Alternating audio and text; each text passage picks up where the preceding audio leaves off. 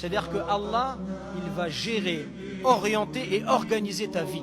Quand Allah subhanahu wa ta'ala, il t'aime, il va t'éprouver, mais en même temps, si tu médites un petit peu et plus tu vas prendre de l'âge, tu vas voir que toute ta vie, toutes les étapes par lesquelles tu as passé, elles t'ont permis d'atteindre un rang, permis d'atteindre un niveau. Et tu vas te dire, en fait, Allah, il ne m'a pas abandonné. Allah, il a pris soin de moi. Quand quelqu'un, il est converti, par exemple, il se dit, Allah, il m'a fait naître dans une famille qui n'est pas musulmane, mais au bout du compte, il m'a ramené à la foi. Qui t'a ramené à la foi? C'est Allah. Allah, il ne t'a pas abandonné. Allah, il a géré, organisé ta vie pour toi.